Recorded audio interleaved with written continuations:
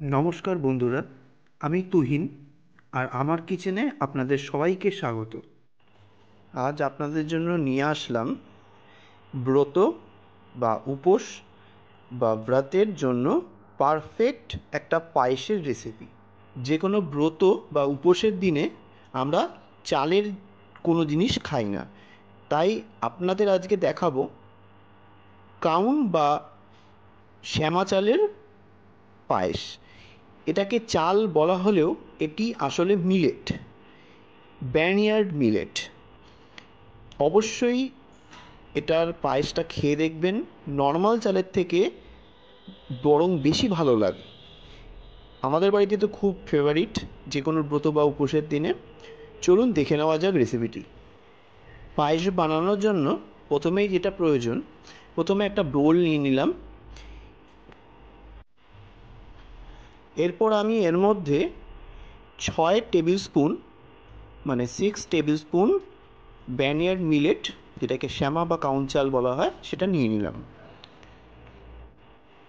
এবার এটাকে ভালো করে জল দিয়ে 3 থেকে 4 বার মতো ধুতে হবে। ভালো করে ততক্ষণ ধোবেন যতক্ষণ না পর্যন্ত জলের রঙটা স্বচ্ছ না হয়ে যায়। এরপর আমি ভালো করে এটাকে ধুয়ে নেওয়ার পর জল দিয়ে 10 থেকে 12 মিনিটের জন্য ভিজিয়ে রাখবো। এর থেকে বেশি কিন্তু ভেজাবেন না। আর জলের ভেজানোর পরিমাণটা হলো ঠিক 1 কর ডুবে থাকবে। দেখুন, ঠিক এরকমভাবেই ভিজিয়ে রাখতে হবে 10 থেকে 12 মিনিট। তারপরেই কিন্তু ছেঁকে নিতে হবে। কখনোই কিন্তু এর থেকে বেশি দেবেন না সময়টা, কারণ দিলেই কিন্তু এটা নরম হয়ে গলে যাবে, আপনি কিন্তু পায়েসের মধ্যে আর এর অস্তিত্ব পাবেন না। এবার আমি একটা প্রিহিটেড প্যান নিয়ে নেব। প্রিহিটেড করে নিয়েছি অলরেডি, আর লো ফ্লেমে দিয়ে দিয়েছি। এবার আপনারা যদি হাই ফ্লেমে দুধটা দিতে চান দিতে পারেন। তার আগে একটুখানি জল দিয়ে নেবেন, দিয়ে দুধটা দেবেন, তাহলে দুধের তলাটা লেগে যাবে না। আর আমি যেহেতু লো ফ্লেমে দুধটা দেবো, তাই আমার জল দেওয়ার কোনো প্রয়োজন নেই।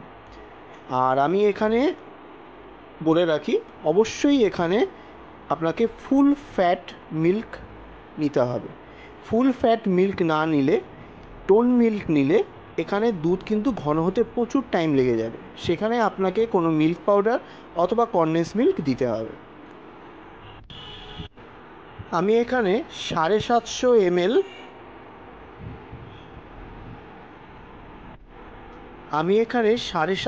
ml দুধ নিয়ে নিয়েছি। এবার দুধটা আমি মিডিয়াম ফ্লেমে, কখনোই হাই ফ্লেমে দেবেন না, মিডিয়াম ফ্লেমে হাতা কন্টিনিউ নাড়াতে নাড়াতে জাল দিতে হবে। দ্রুত কাজ করতে গেলে কিন্তু দুধ তলায় লেগে যাবে, পুড়ে যাবে, আর ক্ষীরটা খেতে একদমই ভালো লাগবে না।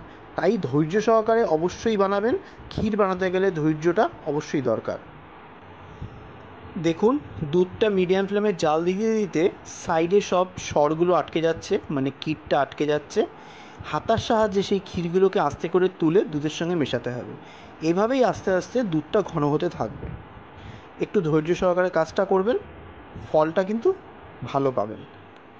দুধটা জাল দিতে দিতে দেখুন অনেকটাই ঘন হয়ে এসেছে। ঠিক এই সময় আমি মিলেটটা, মানে শ্যামা বা সামাক চাল যেটাকে বলা হয় বা কাউন চাল বলা হয়, সেটা আমি দিয়ে দেবো। 10 থেকে 12 মিনিট পর ছেঁকে নিয়েছিলাম, দিয়ে একটু হাতার সাহায্যে ভালো করে মিশিয়ে নিতে হবে। দুধটা আমার ভালো করে জাল দেওয়া হয়ে গেছে। প্রায় দেখুন 100% থেকে প্রায় 60% মতো শুকিয়ে এসেছে। ঠিক এরকম অবস্থায় আমি 3টে এলাচকে ফাটিয়ে দুধের মধ্যে দিয়ে দেবো এবং কন্টিনিউ জাল দিতে থাকবো। এলাচের ফ্লেভারটা খুবই প্রয়োজন যে কোনো ক্ষীরের জন্য। আর আপনাদের কাছে যদি এলাচের গুঁড়ো থাকে সেটাও অ্যাড করতে পারেন।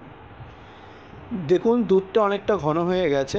এবার আমি স্বাদ অনুযায়ী, মানে আমি এখানে ইউজ করেছি 2 টেবিল স্পুন চিনি গুঁড়ো। আপনারা আপনাদের স্বাদ অনুযায়ী চিনি ইউজ করবেন। আমরা একটুখানি বাড়িতে কম মিষ্টি খাই, তাই আমি 2 টেবিল স্পুন চিনি গুঁড়ো ইউজ করেছি। এবার আপনারা টেস্ট করে দেখে নিয়ে সেভাবেই চিনিটা ইউজ করবেন। চিনি গুঁড়ো দিয়ে দেওয়ার পর ভালো করে দুধটাকে হাতা দিয়ে মিক্স করে নিতে হবে, নিয়ে মিডিয়াম ফ্লেমে আরও কিছুক্ষণ ফুটিয়ে নিতে হবে।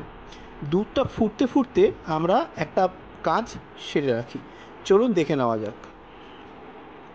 এবার আমি আরেকটা প্রিহিটেড প্যান নিয়ে নিলাম, বা তারকা প্যানও বলতে পারেন।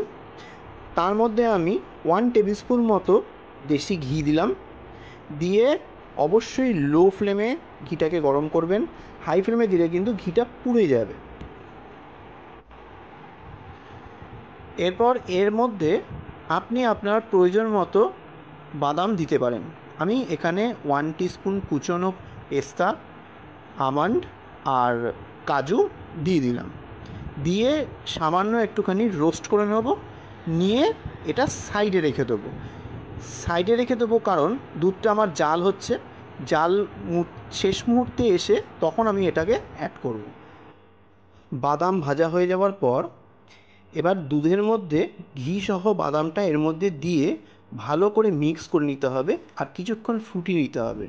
যখনই ক্ষীরের টেক্সচার এসে যাবে, আর অবশ্যই মিডিয়াম ফ্লেমে করবেন যাতে কোনোভাবে তলাটা না লেগে যায়, কারণ যত শুকিয়ে আসবে তলাটা কিন্তু তত লাগবে। হাই ফ্লেমে কখনোই করবেন না। আমাদের শ্যামা চালের ক্ষীর বা কাউন চালের ক্ষীর একদম রেডি। তাহলে অবশ্যই যে কোনো উপোস বা ব্রতর দিন এভাবে বানিয়ে খেয়ে দেখবেন, দুর্দান্ত লাগে। আজ আসলাম, নেক্সট দিন আবার একটা ভালো ভিডিও নিয়ে আপনাদের সামনে তুলে ধরবো।